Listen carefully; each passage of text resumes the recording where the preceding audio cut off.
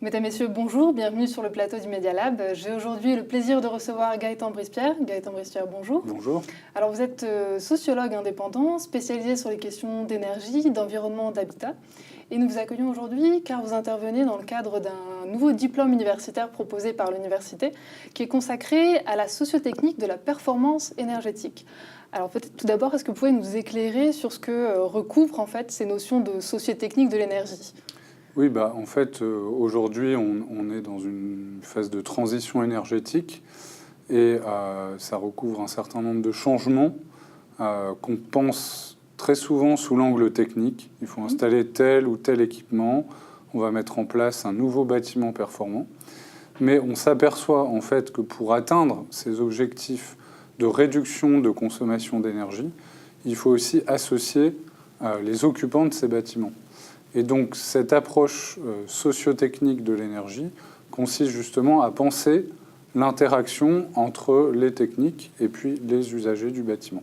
D'accord, parce que vous pensez qu'en fait, peut-être aujourd'hui, les professionnels techniques des bâtiments, j'entends par là les ingénieurs, les architectes, est-ce qu'ils ont du mal à comprendre ou peut-être à accepter l'implication, l'importance des usagers dans la performance énergétique ? Effectivement, traditionnellement, ce n'est pas dans leur formation de travailler avec les usagers. Si je prends le cas des ingénieurs, finalement, ils ont des modèles de calcul et ils vont réduire l'usager à une incertitude dans leur modèle de calcul. Ça va venir perturber le résultat. Les architectes, ils conçoivent le bâtiment et finalement, c'est eux qui ont l'autorité sur leur production. Et donc, ils entendent ne pas forcément être dérangés, on va dire, par l'usager. Mais on voit qu'aujourd'hui, ces professions-là doivent intégrer l'objectif de réduction des consommations d'énergie. Et donc ça passe par un travail avec les usagers, soit en amont dès la conception, soit en accompagnement des usagers une fois que le bâtiment est livré. D'accord. Je vous pose aussi la question, dans le cadre de bâtiments neufs ou rénovés, pourquoi est-ce qu'il est parfois si compliqué d'avoir des niveaux de consommation en fait, énergétique comparables à ce que laisse prévoir la réglementation ? Est-ce que c'est un problème de réglementation qui serait tout simplement mal faite ou est-ce que c'est plus complexe ?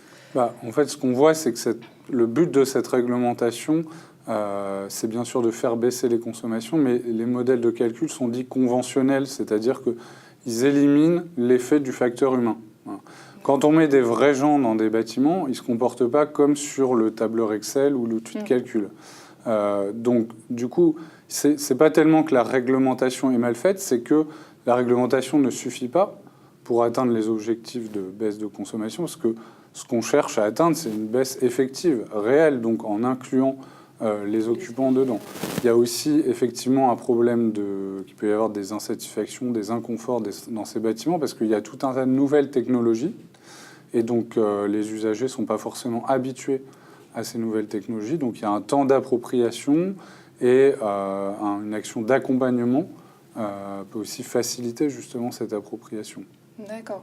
Donc, il me semble que vous avez accepté sans hésitation d'intervenir sur les modules sociologiques de cette formation. Quelle est pour vous l'utilité principale de cette nouvelle offre de formation ? L'utilité principale, c'est de former des professionnels hybrides qui ont à la fois ces compétences techniques, parce que souvent ils viennent de filières plutôt techniques ou ils ont une première expérience plutôt technique, et de venir justement acquérir des compétences sociologiques, des compétences d'animation, une vision de ces problèmes liés aux facteurs humains dans les bâtiments performants pour pouvoir agir ensuite avec les occupants. D'accord. Gaëtan Brispierre, merci. Merci.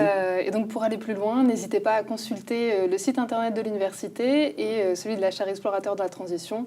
Vous aurez toutes les informations sur ce diplôme universitaire Management technique de la performance énergétique. Merci.